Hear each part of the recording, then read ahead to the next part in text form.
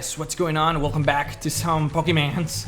Obviously, what else could there ever be but Pokemon in this world? And that's the same intro I used before, but it's such an awesome intro. And so we're here in God knows what the name of the city, Violet City. And we are probably ready to go to the Sprout Tower. I'm not quite sure we're ready yet for Falkner. I do want to train in the tower a little bit, but there's a slight problem. They are filled with Bellsprouts, and Bellsprouts are grass Pokemon, which are strong against both of our Pokemon. So I'll see if I can catch a Ghastly while I'm there, but I did take the liberty to level one level for Totodile so he could learn Water Gun, because fighting some Ghost-type Pokemon without something to hit them is not very smart, I guess. A Pokemon you get in trade grows quickly, but if you don't have the right gym badge, they may disobey you. When you trade Pokemon, the Pokemon that you got from the trade gets more XP from battles and stuff like that. So that's what he means. I'm looking for the Bellsprout. When I trade for my Onix, no. Oh, now that we're talking about the Onix there. If you guys remember, for those of you who don't know, there are Pokemons that can only evolve when you trade them. So for example, things like Graveler or Onix or Scyther only evolve when you trade them, and some of them you have to trade them with special shoot, he's gonna own me, man. Oh gosh, I should have tried catching the Ghastly first. Oh, it's not too bad. Alexandria is very defensive, so let's see how this goes. But no, nice. Yeah, just lost my complete train of thought now. Oh yeah.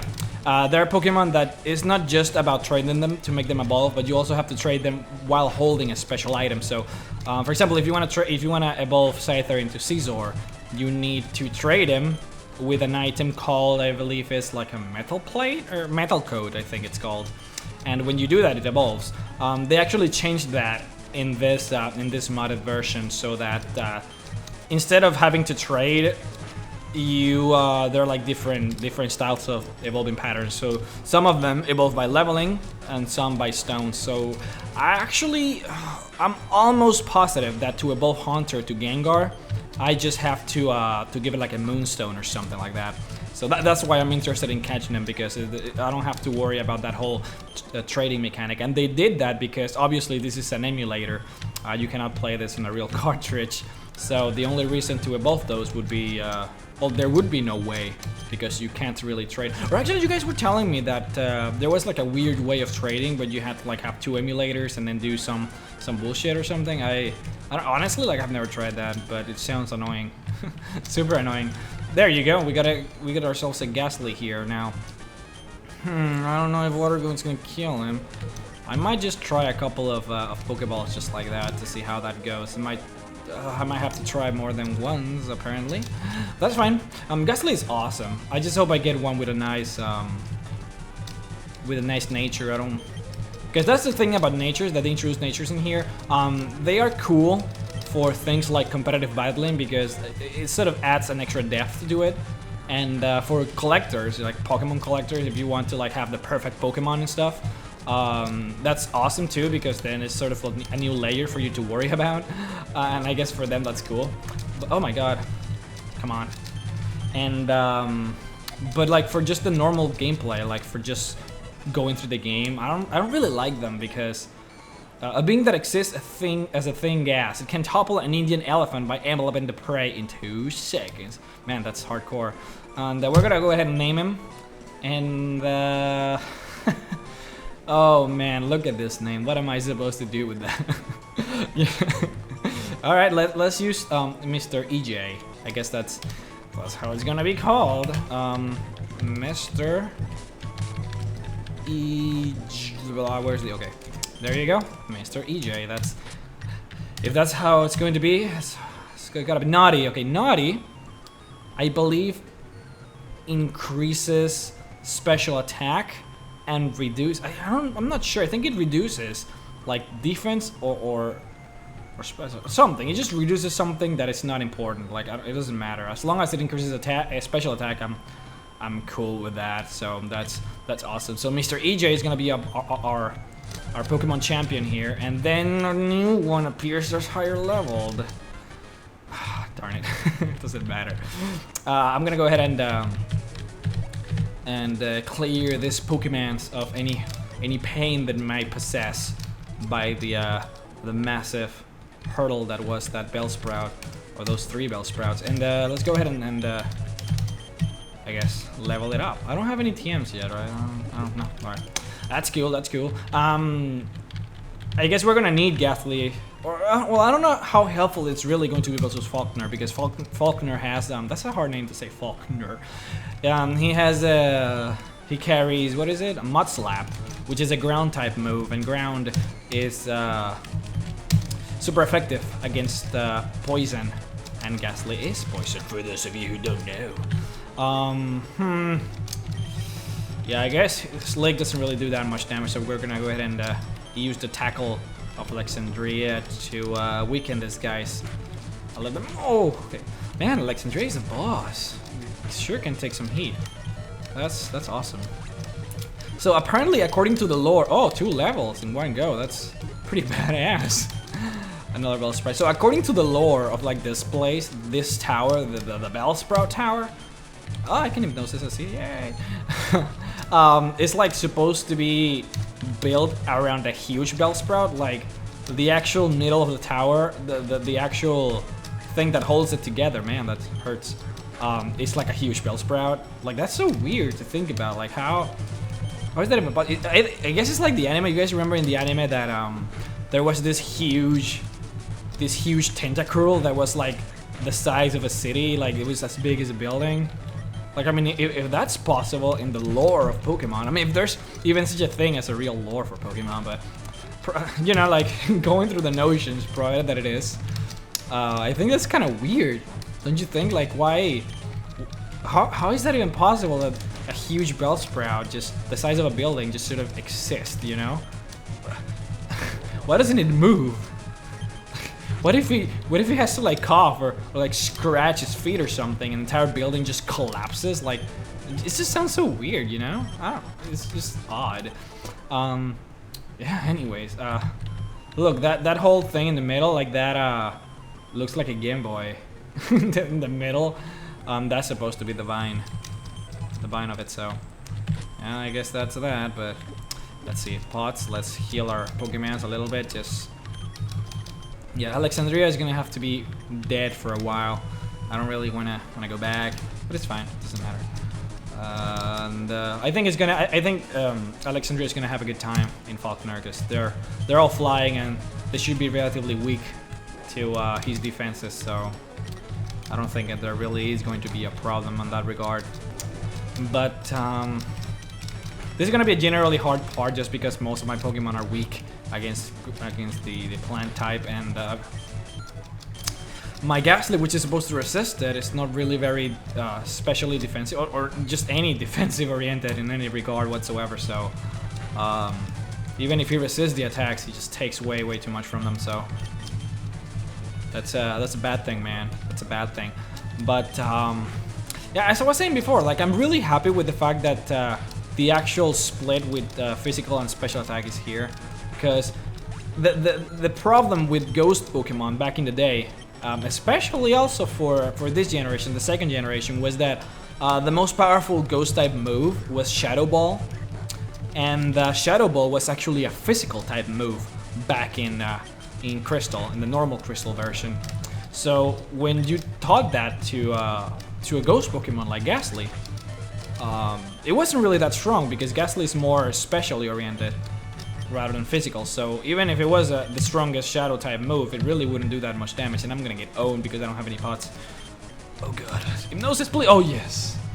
Man, that was a little scary, man. If he, oh god, come on, don't wake up. One more turn. Yes. Nice. Nice. So much XP, man. Damn it. It's nice.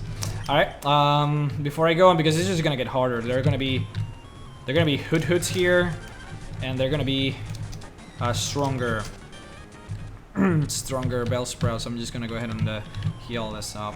I got a feeling this is gonna happen a lot, like I'm gonna get weakened a lot in this game, just because of the raised levels of the Pokemon.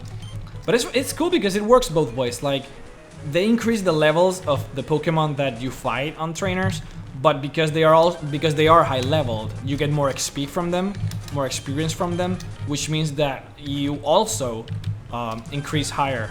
You know, you get higher levels from battling them. So it's just, it sort of works, you know, cool way, because you end up, by the time you fight Ash, I'm pretty sure I'm gonna be like level 80 with all my Pokemon or something. So it shouldn't be that hard as it is in the normal Crystal version. Like, it doesn't matter how good you are, by the time you reach Ash, or I guess Red, I believe it's called, in the end of the game, his Pokemons are just so much high leveled. Like, your highest Pokemon, if you have 6, if you're carrying 6 Pokemon, your highest leveled Pokemon is probably like something like 55 or something like that. And all of his Pokemon are like level 70 and 80. I believe his Pikachu was like 81 or something. That's crazy. So that's something that I always hated. Oh, critical hit, damn it. Oh, I forgot. I could have bought some pots, but I guess I'm just too dumb for that. But yeah, that's always something that griped me. Just that Ash.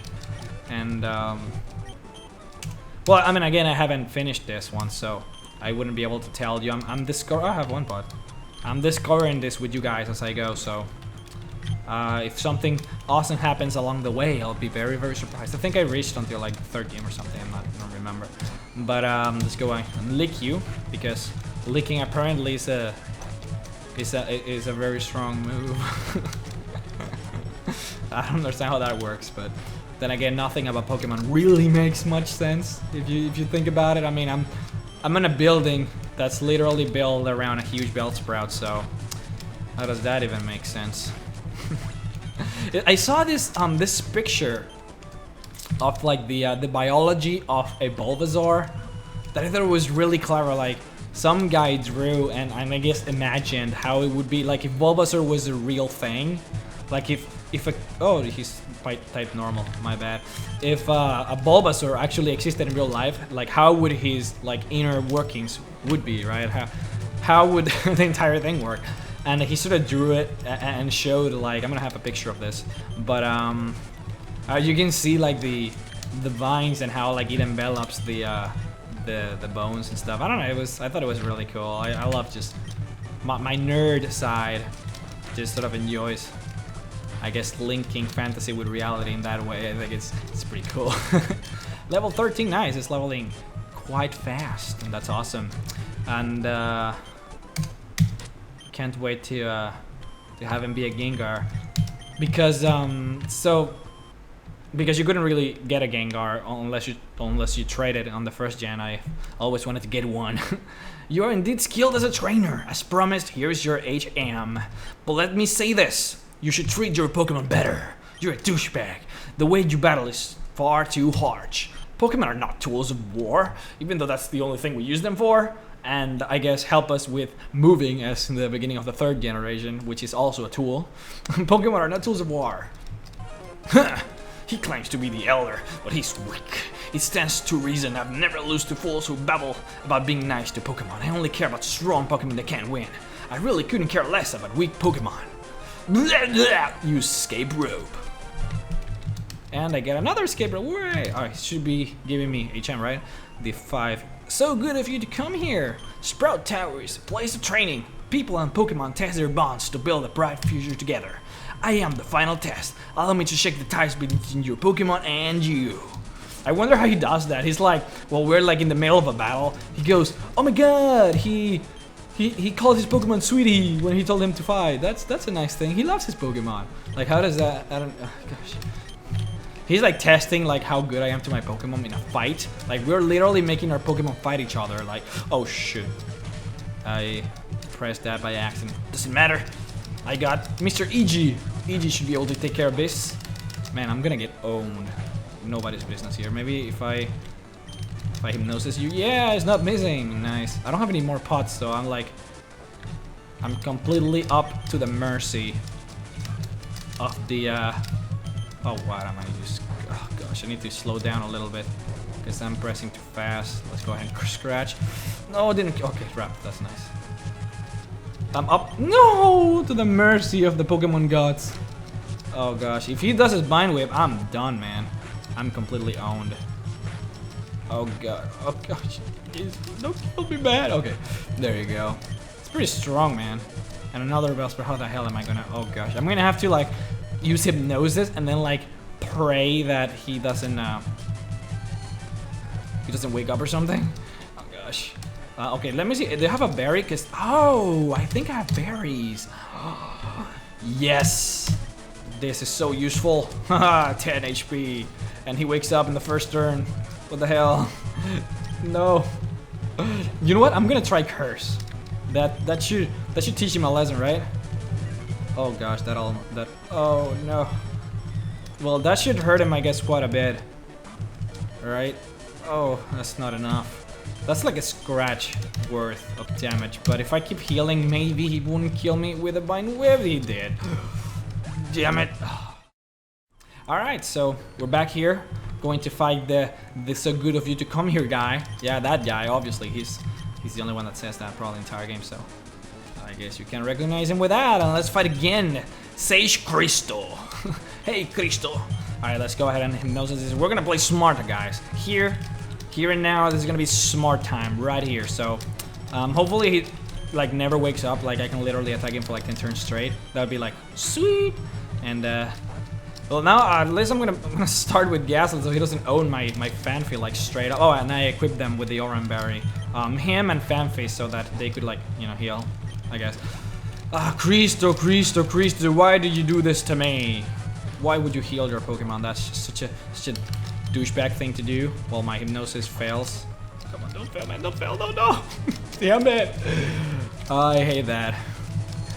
Also, I was thinking about just before the fact that you know what would be like really cool that they should add for like the new Pokemon generation that I think would be like the smartest thing ever. Oh, nice, it didn't kill me. The smartest thing ever. Imagine if like certain Pokemon had like special abilities. Well, not like the abilities that they have already, but like certain moves that would have like a special effect on them because they used it. Like, okay, imagine if, oh, well, I guess I could have used Phanpy for Hoot, but it's fine.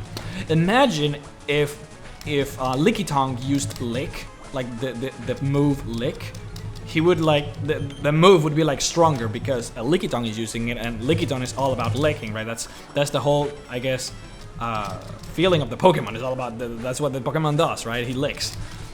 It just sort of makes sense, right? I mean, what I hate is like the like lore wise, it just I think it's just sort of silly that using a Nidoking and using like Horn Attack is like weak, you know, like what I'm saying? Like a Nidoking using Horn Attack should be like really powerful because the son of a bitch has a huge horn. Imagine like using a Rhydon and using like Horn Attack and having it be like ridiculously weak. Like, doesn't make any sense, right?